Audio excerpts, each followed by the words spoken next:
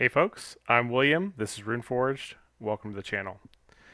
Today we're going to be talking about a style of D&D that made Matt Colville say this. A lot of people, once they play this way, they find it hard to go back. I hear that a lot. Are you intrigued? Well, I won't keep you in suspense. In that clip, Matt was talking about a style of play called one-on-one D&D, which is also sometimes referred to as duet D&D, which is a style of play which involves only the DM and a single other player. You can run an entire campaign this way if you wanted to.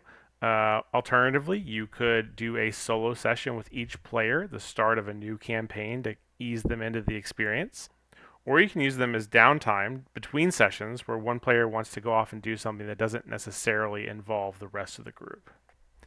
In my opinion, one-on-one D&D is one of the most fun ways that you can play the game, and it actually has a number of advantages over games that have a larger number of players. Just think about it. What are some of the pain points that you hear about D&D over and over again? Scheduling issues that result in stalled campaigns, dealing with interpersonal conflict that arises from clashing player personalities or playstyles, combats that drag on forever due to the huge number of participants, long periods of downtime waiting for other players to take their turn, and maybe worst of all, like players feeling like their characters aren't getting the opportunity to truly shine. Every single one of these issues can be addressed by running one-on-one games. Because there's only a single player, scheduling becomes much easier. Each session can be tailored specifically to the player's desired preferences and their character's strengths. Combat rounds go by super fast. And of course, the player doesn't have to share the spotlight with anyone else if they don't want to. You know, they can finally have what they've always wanted, which is just the opportunity to be the main character of their own story. Also, one-on-one D&D is a great way to onboard new players. It's a lower stakes environment, and you can make sure that each individual player really gets the attention that they need at the beginning of their journey.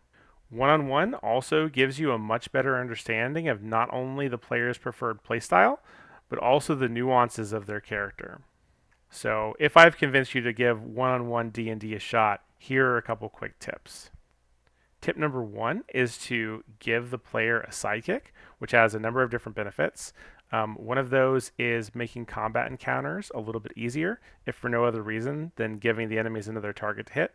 It gives the DM the perfect opportunity to give relevant exposition, hints, or simply act as a sounding board endgame, which is really important when you only have one player.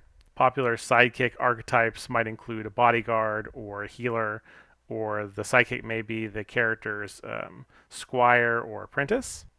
Regardless of which archetype you end up going with, it's important to strike this really careful balance between making the sidekick useful enough that the player likes having them around, but not so useful that they end up outshining the PC, especially in their areas of expertise.